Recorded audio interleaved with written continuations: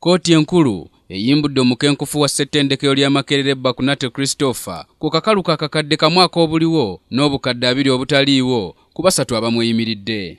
Omukenkufu ono yakwatibwa oluvannyuma lw'okulabikako mu mpapula z'amawulire n'emikutu gya intaneti nga yeegaddanga n'omuyizi gwe yali asomesa. Omukenkufu Christopher yasabye kkooti okumuyimbula olw'okuba nti muntu wa buvunaanyizibwa alina ekifo eky'enkalakkalira ky'abeeramu era nga tasobola kudduka singa abanga ateereddwa. Omulamuzi Yasin Nyanzi okukkiriza okuta omukenkufu ono ku kakalu ka kkooti asinzidde ne ku kiwandiiko ky'omuwala agambibwa okukwatibwa kye yawandikira kkooti ng'ategeeza nga bw'asonyiye omukenkufu ono era nga takirinaako ttabbu kkooti okuta omukenkufu ku kakalu oba n'okugirawo ddala omusango.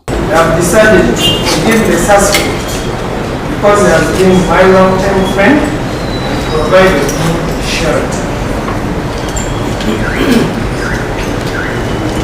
Based on the HIV results, which proved him negative,